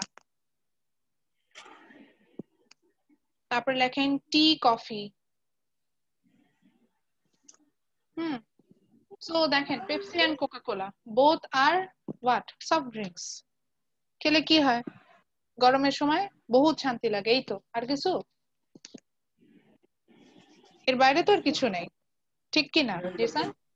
দুইটার ইউটিলিটি কি সেম না? বা জি ম্যাম। মানে দুইটার ইউটিলিটি কি, মানে দুইটার স্যাটিসফ্যাকশন, হীরা দুইটার স্যাটিসফ্যাকশন কি সেম মনে হচ্ছে না? জি ম্যাম। মানে আমি যদি কোকা কোলাও কনজিউম করি আমার যে পরিমাণ স্যাটিসফ্যাকশন আসবে আমার কিন্তু পেপসি কনজিউম করলে একই স্যাটিসফ্যাকশন আসবে. In the same way T, coffee কি সেম থিং না? ক্যাফেইন আমরা ক্যাফেইন নেওয়ার জন্য নিচ্ছি, হ্যাঁ ঠিক আছে, টি কফি একটু হয়তো ডিফারেন্ট কিন্তু অলমোস্ট দ্য সেম জিনিস. আরো আসি ক্লোথ ফ্রম, আরো কোল্ড ওয়াটারও তো হতে পারে। হ্যাঁ কোল্ড ওয়াটার, আর ওটার সাথে কি সাবস্টিটিউট দিবেন বলেন? ওয়াটারের সাবস্টিটিউট কি নেবেন ম্যাম? Hello ma'am. হ্যাঁ বলেন বলেন। ম্যাম আরেকটা এক্সাম্পল দিতে যাচ্ছি ম্যাম। হ্যাঁ হ্যাঁ হ্যাঁ অবশ্যই, হ্যাঁ বলেন madam. Ma'am Kokola noodles, ma'am আমি যখন ছোট ছিলাম তখন দেখতাম শুধু বাংলাদেশে ম্যাম কোকোলা নুডলসটাই পাওয়া যেত, তো যেহেতু কোকোলা নুডলসটাই পাওয়া যাইতো তো সবাই কোকোলা নুডলসটাই কিনতো, কিন্তু দেন আস্তে আস্তে যখন ম্যাগি, তারপর মিস্টার নুডলস, আরো তো হ্যাঁ, দোজ আর সাবস্টিটিউট খুব সুন্দর এক্সাম্পল। এই যে নুডলস এর কথা মনে আসেনি, different companies noodles from Bangladesh, ঠিক আছে? যে কোকোলাও যা, ওই মিস্টার নুডলসও তা, ম্যাগিও কিন্তু তা। খুব যে ডিফারেন্স তাদের মধ্যে আছে তা কিন্তু না। ছেলেটা ম্যাম ভাগ হয়ে গেছে ম্যাম। হ্যাঁ, সো এইটাই এগুলো হচ্ছে সাবস্টিটিউট। এবার আসি, একটা প্রোডাক্টের ডিমান্ড এর সাবস্টিটিউট গুলোর উপর ডিপেন্ড করে। আপনি বললেন সিরিয়াসলি ম্যাডাম? হ্যাঁ, একটা প্রোডাক্টের ডিমান্ড এর সাবস্টিটিউট গুলোর উপরে ডিপেন্ড করে। এবং সেক্ষেত্রে যেটা হবে যে সেক্ষেত্রে যেটা হয় যে সাবস্টিটিউট গুলোর জন্য কিন্তু আমার অনেক ক্ষেত্রে আমি ডিমান্ডের একটা পরিবর্তন এখানে দেখতে পাবো। তো সেটাই দেখানোর জন্য আমি যেগুলো সব ক্লিন করছি করে আপনাদেরকে দেখানোর চেষ্টা করছি। তো সাবস্টিটিউট গুডস গুলোর ক্ষেত্রে যেটা হয় যে, ধরেন সাপোজ আমি আসি, বুঝাই বলি তাহলে বুঝবেন। সেটা হচ্ছে ধরেন এখন যদি কোকা কোলার দাম বেড়ে যায়, এখন ধরলাম যে জিসান কোকা কোলাই খায়, কোকা কোলা খেতে খুবই পছন্দ করে, কিন্তু ও বাজারে যায় দেখলো কোকা কোলার দাম যথেষ্ট বেড়ে গেছে। কে কোকা কোলা কিনবে? ও দেখলো কিন্তু পেপসির দাম সেম অ্যাজ ইট ইজ, কোকা কোলার দাম 100 টাকা হয়ে গেছে ধরেন, হাফ লিটার কোকা কোলা, কিন্তু পেপসির দাম 20 টাকা। নাকি পেপসি যতই অপছন্দ করুক নাকি কোকা কোলাই খাবে 100 টাকা দিয়ে জিসান? ম্যাম কালকেও তো পেপসি খাইলাম। আচ্ছা, তাহলে পেপসি খাবে। তার ম্যাম মানে এটা কি? ম্যাম এখন একটা অফার দিচ্ছে মোজোতে, হুম 2 লিটার 60 টাকা, মানে 40 টাকা ডিসকাউন্ট। হুম সো আমরা তো ওইটাই সবাই কিনবো। মোজো কিনতেছে, আমরা কিন্তু কেউ পেপসিতে যাচ্ছি না, বা আমি নিজেও কিনেছি এই জন্যই বললাম। তো আমরা কিন্তু তখন কিন্তু পেপসিতে যাচ্ছি না, বিকজ আমি দেখছি যে I got a good offer from there. So আমি যখন একটা গুড অফার পাচ্ছি, আমি কেন why I don't go for it. So বিষয়টাই আমি আসলে এটা বুঝাতে চাচ্ছি যে সাবস্টিটিউট গুড যেগুলোর হচ্ছে গিয়ে প্রোডাক্টটা হচ্ছে সেম, প্রোডাক্টটার ইউটিলিটি সেম, এই ধরনের গুডস এর ক্ষেত্রে আমাদের যেটা হয় যে when the price increases, আমার যদি একটা প্রোডাক্টের প্রাইস ইনক্রিজ করে, তখন অপোজিট সাবস্টিটিউট প্রোডাক্টটার ডিমান্ড বেড়ে যায়। অর্থাৎ এখন যদি পেপসির দাম বেড়ে যায়, তাহলে অটোমেটিক্যালি আমরা কোকা কোলা বেশি কনজিউম করব, আমি কিন্তু পেপসি তখন আর কনজিউম করবো না। ইন দ্য সেম ওয়ে যদি আমার এখন দিচ্ছে পেপসি, এমন কিছু খুঁজি ম্যাম আমরা, হ্যাঁ বুঝিনি, সেম সার্ভিস কমে দিচ্ছে এরকম কিছু খুঁজি। হ্যাঁ হ্যাঁ হ্যাঁ, ওটা কিন্তু আমরা কিনবো না। আবার ঠিক একই ভাবে যদি কোনো কারণে পেপসির দাম আবার কমে যায়, তখন কিন্তু আমরা অন্য কোনো কিছু না কনজিউম করে আমরা পেপসি কিনবো। যে আমরা যদিও জানি যে মোজোর কোয়ালিটি হয়তো পেপসির মতো না, তারপরে কিন্তু মোজোর দাম কম থাকার কারণে আমরা মোজোই কনজিউম করছি, এরকম হবে বিষয়টা। তো আমাদের ক্ষেত্রে প্রাইসটা, এই যে একটা প্রোডাক্টের ডিমান্ড এর রিলেটেড প্রাইসের উপরও ডিপেন্ড করে। তো তাহলে কিভাবে হবে, যেমন আমি এখানে পি সরি এখানে পিই দিয়ে, আমি তো ই লিখতে পারছি না, আচ্ছা আগে লিখে আসি, এটা নেই তারপর আসতেছে, ডিমান্ড দিলাম,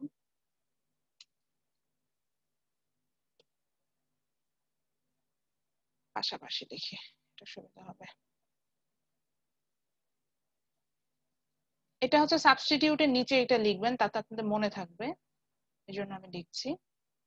ঠিক একই ভাবে যখন, আচ্ছা পি উল্টা লিখে ফেলছে, আচ্ছা ওটা আনডু করি, এখানে দেওয়া যাবে না, জায়গাটা স্পেসে এত কম, উপরে দিচ্ছি, দিলাম হচ্ছে পি ডি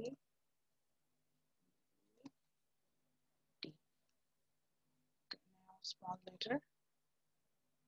সো আমি এখানে কোকা কোলা নিলাম, ডিমান্ড ফর পেপসি বেড়ে যাবে, এখানে কোকা কোলা দিলাম, ডিমান্ড ফর পেপসি বেড়ে যাবে। আচ্ছা, সো এখানে আমি যেটা দেখাতে চাচ্ছিলাম যে সাবস্টিটিউট গুডস এর ক্ষেত্রে কি হবে, যে কোনো কারণে যদি আমার পেপসির দাম বেড়ে যায়, পিসি দিয়ে বোঝাচ্ছে যে price of Coca Cola, price of Coca Cola যদি বেড়ে যায়, which means demand for Pepsi এটা কিন্তু বেড়ে যাবে, ডিমান্ড ফর পেপসি বাড়বে, because they are substitute. So কোকা কোলার দাম বাড়া মানে আমি পেপসি বা আদার্স যে সব সফট ড্রিঙ্কস গুলো আছে সেগুলোর ডিমান্ড বাড়াই দেব। ইন দ্য সেম ওয়ে কোনো কারণে যদি আমার প্রাইস অফ কোকা কোলা কমে যায়, কোকা কোলার দাম কমে গেল, তখন আমরা কি পেপসি খাওয়া বাড়িয়ে দেবো না, তখন পেপসির দামও কিন্তু কমে যাবে। তো এটাই হচ্ছে সাবস্টিটিউটের এক্সাম্পল। সাবস্টিটিউটের ক্ষেত্রে যেটা হয় যে কোনো কারণে যদি আমার সেম ইউটিলিটি প্রোডাক্টের যদি ডিমান্ড বেড়ে যায় তখন হচ্ছে গিয়ে সেম ইউটিলিটি প্রোডাক্টের যদি প্রাইস বেড়ে যায় তাহলে হচ্ছে গিয়ে ওটার যে সাবস্টিটিউট প্রোডাক্ট থাকে সেটার ডিমান্ডও কিন্তু বাড়ে, কমে। আবার একইভাবে বেড়ে যায়, সরি উল্টা বলছি, দেখুন আমিও ভুল বলে ফেলছি। আবার একইভাবে যদি কোনো কারণে সাবস্টিটিউট প্রোডাক্টের হচ্ছে গিয়ে ডিমান্ড কমে, প্রাইস কমে যায়, তখন কিন্তু এটা ডিমান্ড বেড়ে যাবে। সো একটা প্রোডাক্টের ডিমান্ড এর সাবস্টিটিউট কারা কারা আছে এটার উপরেও কিন্তু খুব স্ট্রিক্টলি ডিপেন্ড করছে, যেটা আমরা এই কার্ভটা থেকে বা এই এক্সাম্পলটা থেকে বুঝলাম। এবার আসি complimentary goods.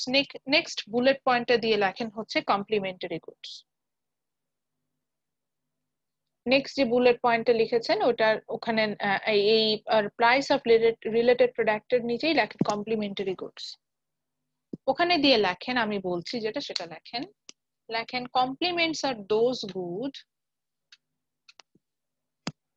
compliments are those good which consume together. Compliments are those good which consume together. Compliments are those good which consume together. Compliments are those good which consume together.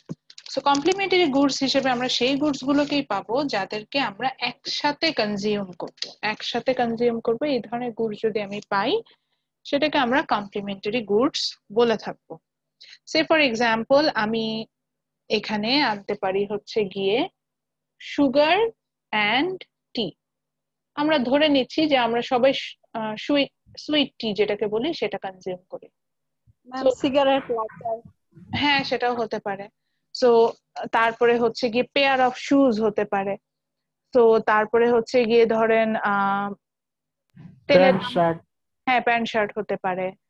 ঠিক আছে, সো দেখেন যদি কোনো কারণে pen paper হতে পারে, pencil and paper হতে পারে। সো দেখেন কোনো কারণে যদি আমার সুগারের দাম বেড়ে যায়, না সরি চা পাতার দাম ধরেন বেড়ে গেল, চা পাতার দাম অনেক হয়ে গেল, ধরেন 100 গ্রাম চা পাতার দাম হয়ে গেল 1000 টাকা, আমরা কি চা খেতে পারবো? আমরা তো চাই খেতে পারবো না। তো আমি চাই যদি না খাই আমি কি চিনি কিনবো? বিষয়টা এরকম না অনেকটা। সো কমপ্লিমেন্টারি গুডস হিসেবে যদি চায়ের দাম বেড়ে যায় তখন কিন্তু দেখা যাবে যে চিনির ডিমান্ড কমে যাচ্ছে। ঠিক একইভাবে যদি কোনো কারণে আবার চায়ের দাম কমে যায় দেখবেন যে চিনির ডিমান্ডও কিন্তু বেড়ে যাবে, বিকজ চায়ের দাম কমে গেছে মানে মানুষজন বেশি বেশি চা পাতা কিনছে। এখন মানুষজন যখন বেশি বেশি চা পাতা কিনবে, আমি তো চা পাতা কিনে চুপ করে বসে থাকবো না, আমি তো এটা বানায় খাবো। ওটার জন্য তো আমার বাকি যে প্রোডাক্ট গুলো আছে সেগুলো লাগবে। তো বাকি প্রোডাক্ট হিসেবে আমার কিন্তু এই যে চিনি লাগবে, তো আমি চিনি কিনবো। আবার ধরেন এখন যদি এই যে বলেন পোশাকের দাম বেড়ে গেছে, যখন পোশাকের দাম করানোর জন্য আমরা পোশাক কিনছিলাম না, পোশাকের সাথে যে এক্সেসরিজ আইটেম যেটাকে আমরা বলছি শুজ বা মেয়েদের জন্য যে অর্নামেন্টস, এগুলোরও কিন্তু ডিমান্ড কমে গিয়েছিল। আপনারা যদি নোটিস করে থাকেন, কেউ যদি এই ধরনের বিজনেস এর সাথে রিলেটেড থাকেন, ওগুলোরও ডিমান্ড কমে গিয়েছে। বিকজ আমি তো ড্রেসই পরছি না, আমি ড্রেস যদি না পরি তাহলে আমি শু আমার কেন লাগবে? আমি আমার ক্ষেত্রে বলে আমি আমার মেকআপ লাভার পার্সন, আমি গত 1 বছরে যে অ্যামাউন্টের মেকআপ কিনেছি, মানে this is the less amount of makeup I brought since 2005। এত কম মেকআপ মনে আমি কোনো বছরই কিনি, বিকজ আমি তো বেরই হচ্ছে না, আমার তো দরকার হচ্ছে না, তাহলে আমি কিনবো কেন? আমার তো বিষয়টা ওরকম ছিল। এখন আমি বের হচ্ছি না, আমার যেমন পোশাক লাগছে না আমার মেকআপও লাগছে না, বিকজ দে আর কমপ্লিমেন্টস। আমি যখন বের হব, আমার যখন রেগুলার বেসিসে বের হওয়া লাগবে, তখন কিন্তু আমার যদি পোশাক দরকার হয়, পোশাকের সাথে সাজ পোশাক হিসেবে আমার কিন্তু মেকআপ দরকার হতে পারে, দ্যাটস ইট। তো আমার যখন ওটা দরকার হচ্ছিল না, আমি কিন্তু হচ্ছে গিয়ে মেকআপটাও পারচেস করছিলাম না। এখন কথা হচ্ছে যে আমি যদি মেকআপ পারচেস না করি, which means আমার তো মানে এটা তাহলে কি হচ্ছে, তাহলে এটা কি অন্য প্রোডাক্টের সাথে রিলেটেড না? তাহলে এই যে মেকআপ যেমন অন্য প্রোডাক্টের সাথে রিলেটেড, তেমনি দেখেন চিনি, চা পাতা তারা কমপ্লিমেন্টারি গুডস। আপনি শার্ট না কিনলে প্যান্ট কিনবেন না, বা এক পেয়ার শু কিনলে আর এক পেয়ার কিনবেন না, এরকম তা না। So they are actually complementary goods. Complementary goods এর ক্ষেত্রে কি হয়, যে কমপ্লিমেন্টারি গুডস এর ক্ষেত্রে আমরা যদি একটা কমপ্লিমেন্টারি গুডস এর দাম বেড়ে যায়, তাহলে অটোমেটিক্যালি অন্য কমপ্লিমেন্টারি গুডস এর ডিমান্ড ফল করবে।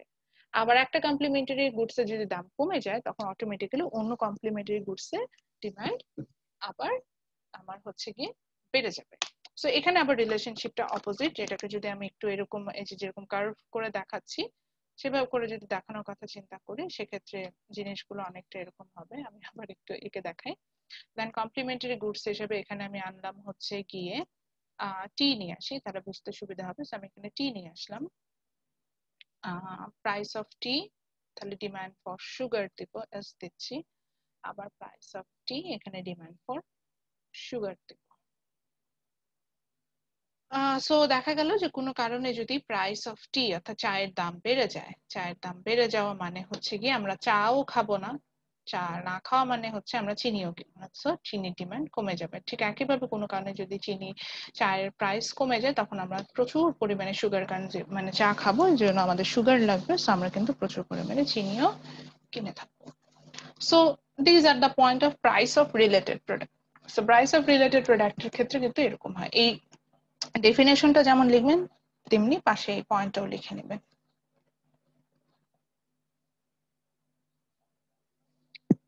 আচ্ছা, এরপরে জিসানের কথা অনুযায়ী আসি। আমি এটা তখন এক্সাম্পল দিতে চেয়েছিলাম, পরে ভাবলাম যে না, জিসান যেহেতু এটা বললো ভালো হয়েছে, এটা আমি যখন পড়াবো মানে ওই পয়েন্টটাতে আসবো তখন এটাতে আসবো।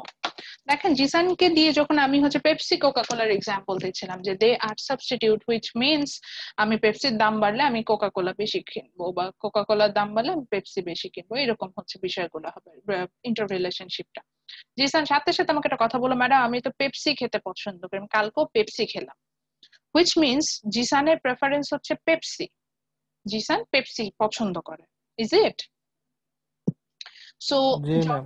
যখন হচ্ছে আমার টেস্টের বিষয় চলে আসে, এই যে আমরা যখন কোনো কিছু কনজিউম করি সেখানে টেস্টও একটা ইম্পর্টেন্ট ফ্যাক্টর।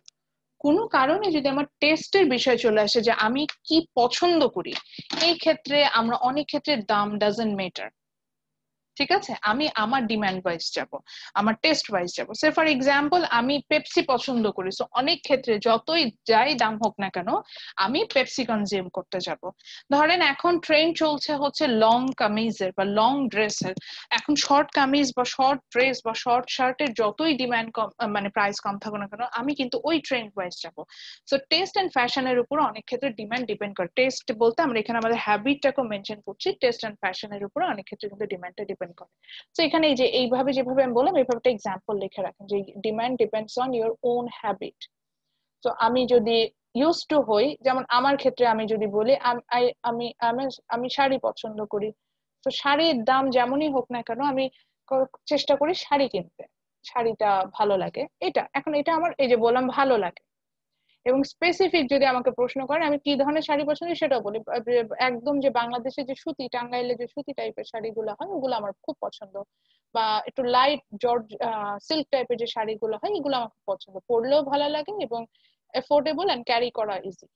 এই যে ক্যারি করা ইজি, এটা হচ্ছে আমার প্রেফারেন্স। এই প্রেফারেন্সের কারণে আমার টেস্ট আমার হ্যাবিট এরকম যে এই ধরনের শাড়ি পরা, আমি আমি ওগুলা কিনছি। এই যে আমি এটাকে বললাম, এটাকে কিন্তু আমি আমার ডিমান্ড, এখন যদি দাম বেড়েও যায়, যে আমি বললাম আমি এখন দেখলাম যে ধরেন সিল্ক ম্যাটেরিয়াল গুলোর দাম বেড়ে গেল, কিন্তু ওই দিক থেকে হচ্ছে গিয়ে আপনার জামদানি ওগুলোর দাম কমে আসছে, কিন্তু জামদানি পরে আমি কমফোর্ট না, মানে অকেশনালি পরা যায় কিন্তু রেগুলার বেসিসে পরার ব্যাপারে আমি কমফোর্ট না। তো আমি কিন্তু তখন কোনোভাবেই ওই আপনার ইয়াতে যাব না, ওইটাকে কি বলে যে জামদানি কেনাতে যাব না। আমি যেটাতে কমফোর্ট আমি কিন্তু সেটাতেই যাব, আমার চিন্তা ভাবনা ওরকম, যেহেতু আমি কমফোর্টই এই ধরনের পোশাকে।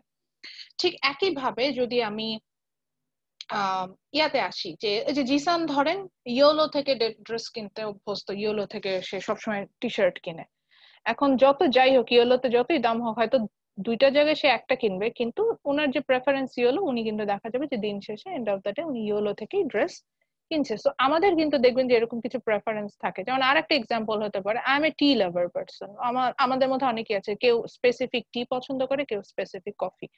আমি নর্থ এন্ডে গেলেও আমি খুঁজি নর্থ এন্ড তো কফি শপ, অথচ আমি নর্থ এন্ডে গেলেও খুঁজি যে ওখানে টি আছে কিনা। আমি কিভাহানে গেলাম সেদিন, কিভাহানে যে কিভাহানো তো কফি শপ, কফি পাওয়া যাবে, আমি ওখানে যেই দেখেছি যে ওখানে মিল্ক টি আছে, রেগুলার মিল্ক টি, আমি যে কি খুশি, আমি কফির দাম দিয়ে রেগুলার মিল্ক টি খেলাম।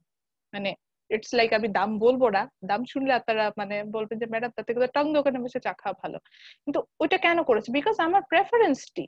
তো টি আমার পছন্দ, তো যেখানে টিটা ভালো হবে আমি সেটা খাবো, এটাই হচ্ছে আমার কাহিনী। তো আমি কিন্তু কনজিউম করে ফেললাম। তো এইটাই হচ্ছে বিষয় যে আমাদের ডিমান্ডটা অনেক ক্ষেত্রে আমাদের প্রেফারেন্সের উপর ডিপেন্ড করে, যে আমরা কি পছন্দ করি সেটার উপরেও কিন্তু ডিপেন্ড করে। এরপরে আসছে হচ্ছে এক্সপেকটেশন। এই এক্সপেকটেশনটা হচ্ছে খুব মজা। Expectation means expectation for the future price, ফিউচারে কি দাম হবে সেটার উপর একটা এক্সপেকটেশন রাখি। সো কোনো কারণে যদি আমার কাছে মনে হয় যে ফিউচারে কোনো প্রোডাক্টের দাম কমে যাবে, সেক্ষেত্রে আমি ডিমান্ড কিন্তু কম করব। আবার কোনো কারণে যদি আমার মনে হয় যে ফিউচারে একটা মানে বর্তমানে সেটা ডিমান্ড কম করব। আবার যদি কোনো কারণে আমার মনে হয় যে ফিউচারে একটা প্রোডাক্টের দাম বেড়ে যাবে, সেই ক্ষেত্রে কিন্তু আমরা বর্তমানে সেটা ডিমান্ড বাড়াই দিব। সে ফর এক্সাম্পল এখন ম্যাম কি বলেন, আমি স্লাইডটা দেখতে পাচ্ছি না। স্লাইড দেখতে পাচ্ছেন না? স্লাইড কি কেউ দেখতে পাচ্ছেন না? জি ম্যাম, আমি ম্যাম দেখতে দেখতে পাচ্ছি। পাচ্ছি। আপনি কি পাচ্ছি একবার, ম্যাম। ম্যাম আমি পারছি না ম্যাম। আমি তো বুঝতে পারছি না ম্যাডাম নেটওয়ার্ক ইস্যু মেবি। প্রবলেমটা কেন হচ্ছে। তুমি জুম থেকে লিভ নিয়ে আবার জয়েন করো। আমি ইস্যুটা বুঝতে পারছি না ম্যাডাম, মানে বুঝলে অ্যান্সার দিতে পারতাম। সো এই ক্ষেত্রে যেটা হচ্ছে যে your expectation for the future price. So say for example এখন আমরা জানি যে এখন সাপোজ যে লাস্ট ক্লাসে বলছিলাম ওয়াটারমেলনের অনেক দাম, আমি জানি ফিউচারে এটার দাম কমবে, তো আমি কি করবো এখন কিন্তু ওয়াটারমেলন কম কিনবো, কারণ আমার এক্সপেকটেশন এসে ফিউচারের দাম কমে যাবে। ঠিক একইভাবে আমি যখন ওয়াটারমেলনের দাম মিড অফ দ্য সিজন চলে যাবে তখন জানবো যে আরে এখন তো ওয়াটারমেলনের দাম কম, এটাই সবচেয়ে কম, এর থেকে বেশি কমবে না, তখন কিন্তু আমরা আবার ওয়াটারমেলন বেশি কিনবো। সো এইটাই যে আমরা কিন্তু ফিউচারে কি প্রাইস হবে সেটার উপর এক্সপেক্ট করেও কিন্তু আমাদের ডিমান্ডটা এটার উপর ডিপেন্ড করে। সো ফর দ্যাট রিজন আমি যদি কোনো কারণে আমাদের আমাদের বাসায় এক্সাম্পল দিই, আমাদের বাবা মারা কি করে যখন ভরা সিজন থাকে চাল ডাল কিনে রাখে না, চালের দাম যখন কম অনেক চাল কিনে রাখে না, কিনে বা পেঁয়াজ রসুন কিনে খাটের তলায় রেখে দেয় না? কেন রেখে দেয়? কারণ জানে যে এরপরে দাম বেড়ে যাবে, ভবিষ্যতে যেহেতু দাম বাড়বে বর্তমানে কিনে আমি ডিমান্ড বাড়াই দিচ্ছি। তো এইটা হচ্ছে আমাদের কমন সেন্স, যে ভবিষ্যতে যদি আমরা কোনো কিছুর দাম বেড়ে যাবে এটা বুঝি তাহলে আমরা কিন্তু বর্তমানে ওটা ডিমান্ড কমাই দিই। এবার আসি, এতগুলো কথা বললাম না, ভাববেন যে আহারে আমি তো এখন মার্কেট সম্পর্কে একদম বুঝে গেছি, এই ওয়াইজ ডিমান্ড করব। মজার ব্যাপার হচ্ছে বাংলাদেশে কোনো ডিমান্ড কাজ করে না, মানে এগুলা কোনো কিছু কাজ করে না। আপনি বলবেন কেন ম্যাডাম, আমরা কি ইরেশনাল পিপল? না, আমরা রেশনালি। সমস্যা হচ্ছে অন্য জায়গায়। লাস্ট পয়েন্টটাতে এটার অ্যান্সার পেয়ে যাবেন। লাস্ট পয়েন্টটা কি বলছে? Number of buyers in market. Yes, মার্কেটে কতজন বায়ার আছে এটার উপরে আসলে মার্কেটের ওভারঅল ডিমান্ডটা ডিপেন্ড করে। আমাদের দেশের মাশাআল্লাহ পপুলেশন এতই কম, ঠিক আছে, এতই কম পপুলেশন যে এই কারণে আমরা চাইলেও মানে মার্কেটের ডিমান্ডটাকে কন্ট্রোল করতে পারি না। কারণ কি, অনেক বেশি পপুলেশন, তো সবাই কিনবে, সবারই ডিমান্ড আছে, তো আমাদের ডিমান্ডটা অনেক হাই। তো ডিমান্ডটা যখন অনেক হাই থাকে অনেক ক্ষেত্রে অনেকগুলো প্যারামিটার কাজ করে না। So simple thing, when the number of buyers increases in market, the demand will increase. When the number of buyer decreases, the demand will decrease. যেমন আমাদের দেশে যেরকম ডিমান্ড, ইউএসএ তে কিন্তু এরকম ডিমান্ড নাই, কারণ আমাদের দেশে মানুষ জনসংখ্যা বেশি, ইউএসএ জনসংখ্যা ওই তুলনায় কম্পারেটিভলি কম। বা আমি যদি মিয়ানমারের সাথে কম্পেয়ার করি, বা আমি যদি ভুটানের সাথে কম্পেয়ার করি, নেপালের সাথে কম্পেয়ার করি, অবভিয়াসলি বাংলাদেশের ডিমান্ড বেশি। বাংলাদেশে চালের ডিমান্ড বেশি হবে, ওদের থেকে ডালের ডিমান্ড বেশি হবে, ফ্রুটস এর ডিমান্ড বেশি হবে। ভুটান থেকে আমাদের দেশে প্রচুর ফ্রুটস ইম্পোর্ট হয়, বিকজ এক্সপোর্ট হয়, বিকজ ভুটানে এত ডিমান্ড নেই, বাংলাদেশে যে পরিমাণ ফ্রুটস এর ডিমান্ড আছে, তো বাংলাদেশে ডিমান্ডটাকে কমপ্লিট করার জন্য আমরা কিন্তু এগুলো পারচেস করছি। That's it. So those are the point, যার কারণে দেখেন আমার প্রাইসের কথা কিন্তু আমি এখানে একটা বারও আনি নাই, প্রাইস আমার যা ছিল অ্যাজ ইট ইজ আছে, কিন্তু তাদের পরেও আমার ডিমান্ডটা চেঞ্জ হচ্ছে। কোনো ক্ষেত্রে ডিমান্ড বেড়ে শিফট করে আপওয়ার্ডে চলে যাচ্ছে, কোনো ক্ষেত্রে ডিমান্ড শিফট করে ডাউনওয়ার্ডে, অর্থাৎ ডিমান্ড ইনক্রিজ করছে বা ডিক্রিজ করছে। ঠিক আছে? আচ্ছা, এখন একটু কোশ্চেন নেই, কারো কোনো কোশ্চেন আছে এতক্ষণ পর্যন্ত যা যা পড়লাম? ম্যাম আমি জি টেস্ট এন্ড ফ্যাশনটা বুঝতে পারিনি। আচ্ছা, টেস্ট এন্ড ম্যাম, আমি fashion number of buyers in the মার্কেটটা নাম্বারটা, বুঝতে আচ্ছা পারছি। ঠিক আছে, বোঝাচ্ছি।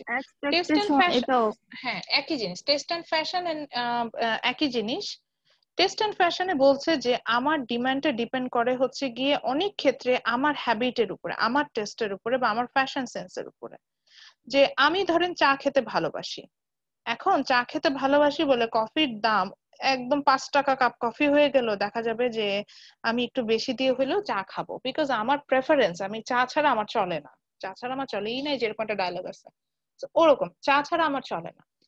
ইন দ্য সেম ওয়ে যেই ট্রেন্ডটা চলে, যে ফ্যাশনটা চলে, যেমন এখনকার ট্রেন্ড, যেমন আরেকটা এক্সাম্পল, আমরা আমাদের স্পেসিফিক পোশাকের ক্ষেত্রে কেউ হয়তো একটা নির্দিষ্ট ব্র্যান্ড পছন্দ করেন, সো ওই ব্র্যান্ডের পোশাকের দাম যতই হোক না কেন আপনারা কিন্তু লাস্ট পর্যন্ত চেষ্টা করবেন যে ওই ব্র্যান্ডের পোশাকটা কিনতে, বিকজ আপনার টেস্ট বা আপনার চয়েস হচ্ছে ওই ব্র্যান্ডের পোশাক। ইন দ্য সেম ওয়ে যদি হচ্ছে গিয়ে ব্র্যান্ডিং এর ক্ষেত্রে আসলাম, ঠিক সেম ওয়েতে আমি যদি ফ্যাশনের সেন্সে আসি, যে ধরেন এখন ধরেন ট্রেন্ড চলছে লং ড্রেসের, সো এখন কিন্তু লং ড্রেস গুলো বা লং কামিজ গুলোর যতই প্রাইস হোক না কেন আমরা কিন্তু ওগুলোই পারচেস করবো, বিকজ এখনকার ট্রেন্ড হচ্ছে লং কামিজের। কিন্তু কোনো কারণে এখন যদি শর্ট কামিজের মানে শর্ট কামিজ কেউ চিন্তা করতে পারে না শর্ট কামিজ পরে বাইরে যাবেন, আমরা শর্ট কামিজ কিন্তু পরেছি 2010 এর দিকেও শর্ট কামিজ ছিল। জি আছেন ম্যাম। কোনো ম্যাডাম শর্ট কামিজ পরে বাইরে যাওয়ার মতো এখন ইচ্ছা আছে? ম্যাম দেখছি করতে। তো এইগুলো হচ্ছে কি এখনকার ফ্যাশনে চলে না, মানে আমি বলতেছি না যে এগুলো পোশাক না, এগুলো পোশাক, বাট এখনকার ফ্যাশনে এটা যাচ্ছে না, সো আমি পরবো না। একই ভাবে ধরেন আমি শাড়ি লাভার, তো শাড়ির দাম যাই হোক না এখন আমি শাড়ি কিনবো, এরকম। ম্যাম জিসান শাড়ি দেখতে তারপরে ধরেন ম্যাম হ্যাঁ 100 বলেন বলেন শুনছি। দেখতাম যে ম্যাম আমাদের বিয়ে হইতো ম্যাম বেনারসি শাড়ি পরে। হুম হুম তারপরে যখন একটু বড় হইলাম তখন দেখলাম যে Indian ma'am net sari, georgette sari এগুলার খুব হুম বেড়ে হুম গেছিল, হুম তখন আবার এই বেনারসি শাড়িটা ম্যাম ফল করছিল। এখন আবার এই জর্জেট তারপরে হচ্ছে এই শাড়িগুলো ম্যাম মানে নেট শাড়ি এগুলা ম্যাম ফল করছে, আবার ম্যাম বেনারসি জামদানি এগুলা বেনারসিতে ব্যাক করে আসছে, হ্যাঁ। তো এইটাই ট্রেন্ড, এরকমই ট্রেন্ড চেঞ্জ হবে। আমার ভাবির বিয়ের সময় আমি দেখেছি তার ওই যে স্টোনের কাজ করা ভারী ভারী কেমন জানি একটা শাড়ি হয় না ইন্ডিয়ান, ওটা ভাইয়ের বিয়ের সময় কেনা হয়েছে। অথচ এখনকার আমার কাজিনের বিয়ে হলো কয়েকদিন আগে, তার বউকে আমি দেখলাম ভারী একটা কাতান শাড়ি দেওয়া, বেনারসি কাতান যেটাকে বলে বিয়েতে পরে। সেটাই ট্রেন্ড যেটা হবে সেই ট্রেন্ড ওয়াইজ যাবো। তো এইটাই ট্রেন্ড ওয়াইজ ডিপেন্ড করে, অনেক ক্ষেত্রে প্রাইসের সাথে না। আচ্ছা এক্সপেকটেশন যেটা বলছিলাম, এক্সপেকটেশনের কথা আমি বলেছিলাম expectation for the future price, ভবিষ্যতে দাম কি হতে পারে।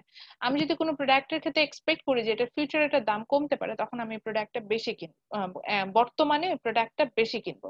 যেমন জানি যে ভবিষ্যতে আহ চালের দাম ধরেন বাড়বে, তখন আমাদের বাবা মারা কি করে চাল কিনে বস্তা ভরে বাসায় রেখে দেয়। ঠিক একইভাবে যখন আমি চিন্তা করবো যে ভবিষ্যতে একটা প্রোডাক্টের দাম কমতে পারে, তখন কিন্তু বর্তমানে আমি এটা ডিমান্ড কমাই দিব। যেমন হচ্ছে কি আমি এখন ওয়াটারমেলন কিনছি না, কারণ আমি জানি 1 মাস পরে ওয়াটারমেলনের প্রাইস কমে যাবে, তখন আমি কিনবো। এবার বুঝছেন? আর লাস্ট ছিল number of buyers in market. ধরেন আমার মার্কেটে 10টা বায়ার আছে, সবাই 1 কেজি করে চাল কিনে, তাহলে মার্কেটের টোটাল ডিমান্ড কি 10 কেজি চাল। মানে একটা বায়ারের জায়গায় যদি 1000টা বায়ার হয় তাহলে ডিমান্ড কি হবে, সবাই 1 কেজি করে চাল কিনবে, তাহলে 10,000 কেজি চাল বিক্রি হবে। সো এটাই যে নাম্বার অফ বায়ার বাড়লে ডিমান্ড বাড়ে, নাম্বার অফ বায়ার কমলে ডিমান্ড কমে যায় মার্কেটে ওভারঅল। ম্যাম লাস্ট এটার এক্সাম্পল কিভাবে দেওয়া যায়? করোনার সময় যে মাস্কের ডিমান্ড যেমন বেড়ে গিয়েছিল আর এটা প্রাইসও এটা এরকম টেস্ট বেড়ে এন্ড ফ্যাশন গিয়েছিল। দিয়ে দেওয়া যায়। টেস্ট এন্ড ফ্যাশন, হ্যাঁ ফ্যাশন তো না, মানে এখনকার ট্রেন্ড এটা, যাতে তো মাস্ক ছাড়া হবে না, তাই না? ম্যাম মাস্ক রোজা বা ঈদের সময় ম্যাম মুদি মালের দাম যেরকম বেড়ে যায় হ্যাঁ ম্যাম, হ্যাঁ তখন তো হ্যাঁ সবাই কিছু হ্যাঁ না কিছু কিনে। এটা কম আসতে রোজা পারে। এক্সপেকটেশন যে আমাদের এরকম যে এখন এই প্রোডাক্ট গুলো ডিমান্ড বাড়বে, সো মানে এগুলা সবাই কিনবে, তখন আমরা ওগুলো দাম আমরা তো বাঙালিরা খারাপ, আমরা দাম বাড়াই দিলাম, এটাই।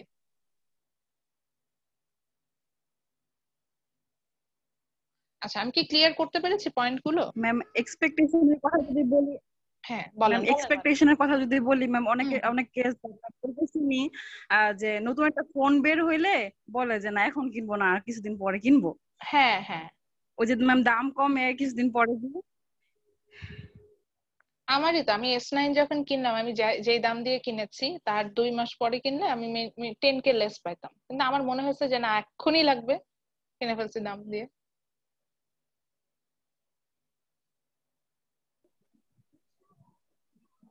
ম্যাম আমিও কোনো কিছুর জন্য ওয়েট করে থাকতে পারি না। মানে আমার যেটা মনে হবে ওইটার সাথে সাথে আমি কিনা ফেলি। খুব আমার এটা আমাকে যদি বলে যে বদ অভ্যাস একটা। হ্যাঁ মানে আমার বদ অভ্যাস, আমাকেও যদি কেউ বলে যে আমার ব্যাড সাইড বলতে, one of my bad side is আমার পেশেন্স খুব কম। আমি আল্লাহর কাছে এখন এটাই চাই যে আল্লাহ একটু পেশেন্স দাও। আমি কিছু আছে বুঝতে পারছি যে এটা এখন আমার জন্য না, বা এটা এখন আমি পেলে আমার জন্য ভালো না, কিন্তু তারপর আমার মনে হয় যে এক্ষুনি চাই, এক্ষুনি পেতে হবে, এরকম একটা বিষয় আমার আমার মধ্যে কাজ সেম করে। সিচুয়েশন। এক্ষুনি ম্যাম চাই, এটা এক্ষুনি একটা পেতে হবে। Problem ma'am.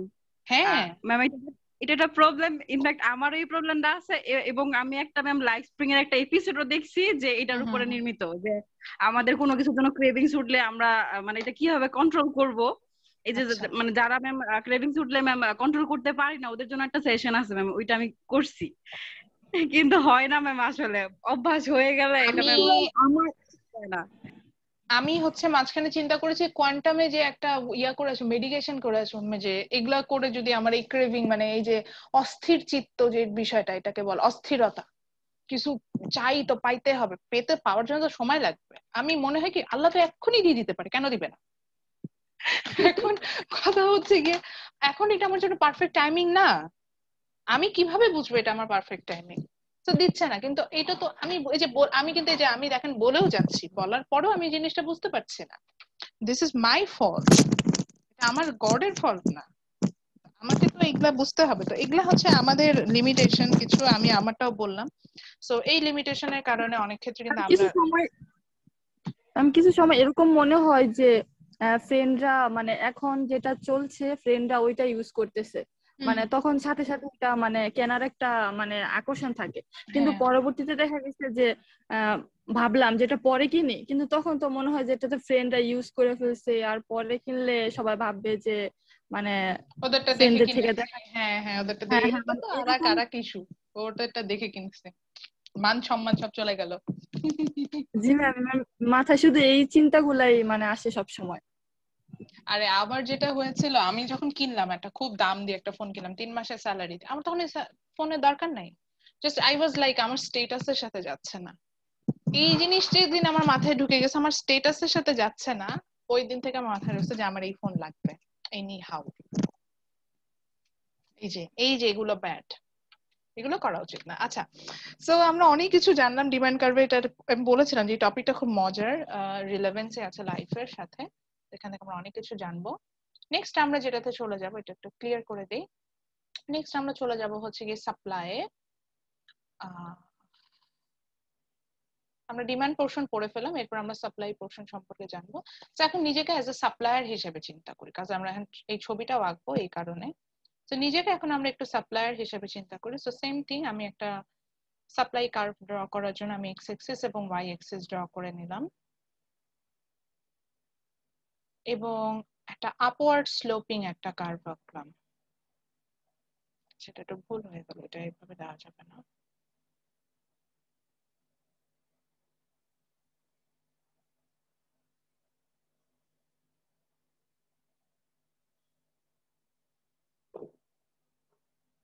সো আমি একটা আপওয়ার্ড স্লোপিং, আমি একটা রেড কালার দিয়ে একটা আপওয়ার্ড স্লোপিং কার্ভ আঁকলাম। এরপর আমি যেটা করলাম সেটা হচ্ছে গিয়ে কয়েকটা পয়েন্ট নিলাম, র্যান্ডম কয়েকটা পয়েন্ট নিয়ে নিলাম যাতে আমাদের বোঝানোর সময় সুবিধা হয়।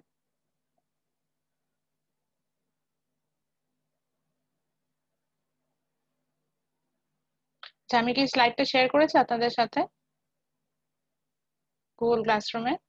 শেয়ার? ম্যাম আমি দেখিনি ম্যাম। আচ্ছা ঠিক আছে, আমি চেক করে দিয়ে দিই।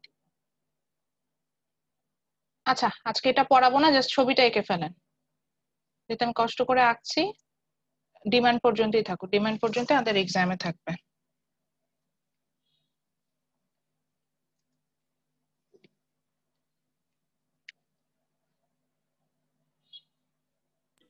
ম্যাম নেক্সট ক্লাসে যে এক্সাম হবে আবার যদি গুলো ম্যাম ক্লিয়ার করতেন যে এই টপিকস এর উপর হবে আরেকবার একটু। 3টা চ্যাপ্টার, আমরা চ্যাপ্টার 1, 2 and 4 পড়েছি। চ্যাপ্টার 1 এ হচ্ছে গিয়ে আমরা ওভারঅল ইকোনমিক্স নিয়ে 10 প্রিন্সিপাল নিয়ে সবকিছু নিয়ে পড়ে আসছি। দেন চ্যাপ্টার 2 তে আমরা হচ্ছে প্রোডাকশন পসিবিলিটি ফ্রন্টিয়ার এন্ড হচ্ছে গিয়ে ইয়া পড়েছি, ওটাকে কি বলে ভুলে গেলাম, সার্কুলার ফ্লো ডায়াগ্রাম, ওটা পড়েছি। তো এটার উপরে হবে। আর ফোর্থ চ্যাপ্টার যেটা আমরা এখন পড়ছি এটা শুধু ডিমান্ড, মার্কেট আর ডিমান্ড এই পার্টটা থাকবে। এটার আরেকটা পার্ট আছে যেটা যে সাপ্লাই, যেটার জন্য আমি ছবিটা আঁকছি, এটা আমি নেক্সট ক্লাসে হয়তো আপনাদের এক্সাম শেষে পড়াবো। না, আগে পড়াই নিব কিছুক্ষণ, তারপরে এক্সামটা নিব। এক্সাম তো 1 আওয়ারের, সো টাইম থাকবে, হাফ অ্যান আওয়ার লাগবে আমার এটা শেষ করতে। তো তখন হচ্ছে গিয়ে আমরা এটা পড়বো। এখন আমি একটু অ্যাটেন্ডেন্সটা নিব, কাইন্ডলি রেসপন্স। এক্সাম কি 1 আওয়ারের হবে? এক্সাম আসলে 50 মিনিটস, 50 মিনিটের এক্সাম। আমি 10 মিনিট সময় দিব হচ্ছে গিয়ে খাতা সাবমিশনের জন্য। এটার জন্য বললাম যে আগে হয়তো একটু কিছুক্ষণ সাপ্লাইটা পড়ে, এই জন্য সাপ্লাই কার্ভটা ড্র করে ফেলেন, ড্র করে রাখেন, নেক্সট ক্লাসে খালি বুঝবেন, তারপরে এক্সাম দিয়ে দিবেন। আজকে তারিখ কত? ম্যাম 8 তারিখ। 8 তারিখ, আচ্ছা।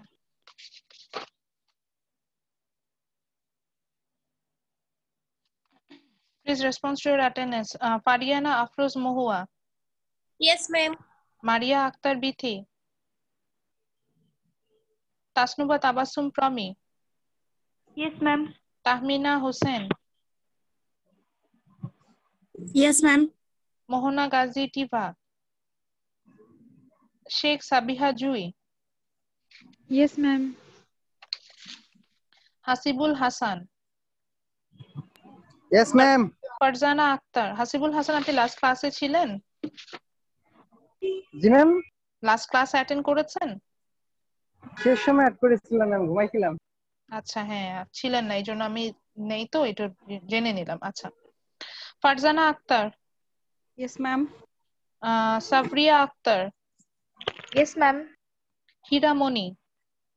Yes, ma'am. Jisan Sarkar. Present ma'am. Shahida Akhtar Panna. আচ্ছা, পান্নার সবগুলো অ্যাটেন্ডেন্স আছে, মাঝখানে একটা মিসিং। পান্না কি আছেন ক্লাসে? ও ঠিক আছে। বন্যা দাস। বন্যার কোনো অ্যাটেন্ডেন্স মিস নেই, এটা হলে আজকে একটা অ্যাটেন্ডেন্স মিস হয়ে যাবে। Ma'am, ওই টু সিক। আচ্ছা, অনামিকা আক্তার। মোহাম্মদ জাহিদুল ইসলাম। মোহাম্মদ সজিবুর রহমান। মেহেরিন সিদ্দিক। Yes, ma'am. বান্টি চাকমা। আচ্ছা, সো নেক্সট ক্লাসে তাহলে আমাদের ক্লাস টেস্ট একটু খুঁটাই খুঁটাই আমরা পড়লেই আমরা ভালো দিতে পারবো এক্সাম। আমি আবারও বলে দিচ্ছি, একটা সেমি ব্রড টাইপের কোশ্চেন থাকবে আর কতগুলো স্মল কোশ্চেন থাকবে। এটা আমি যেটা করি সাধারণত কোশ্চেন ইজি করি, বাট কোশ্চেনটা এমন ভাবে করি যে এটা একটু ডিফিকাল্ট হয়, এটা টাইমের মধ্যে শেষ করা, এইটুকুই আমার চ্যালেঞ্জেসটা আমি এইভাবে দিই। সো এটা মাথায় রেখে এক্সাম দিবেন, ইনশাআল্লাহ ভালো হবে। And I don't like any kind of plagiarism, so চেষ্টা করবেন যে কোনো ধরনের প্ল্যাগারিজম যাতে আপনার দ্বারা না হয়। Okay, thank you, best of luck for your exam. হ্যাঁ, এখন বলেন। ম্যাম, আমি গত ক্লাসে ম্যাম বারবার ডিসকানেক্ট হয়ে যাচ্ছিলাম ম্যাম। আমি টার্মিনাল লাস্ট প্রেজেন্টটাকে ক্লাস অ্যাটেন্ডেন্স আছে last class. Okay ma'am, thank you ma'am. তো best of luck for your exam. একটু খুঁটিয়ে পড়লে ইনশাআল্লাহ ভালো হবে। আর সবাই ভালো থাকবেন, রেগুলার যে আসসালামু আলাইকুম ম্যাম। রিলিজিয়নের হন না কেন নিজের জায়গা থেকে সবসময় প্রে করবেন, প্রে করলে মন অনেক বড় হয়। ঠিক আছে, ইনশাআল্লাহ নেক্সট ক্লাসে দেখা হবে। আসসালামু আলাইকুম ম্যাম। আসসালামু আলাইকুম।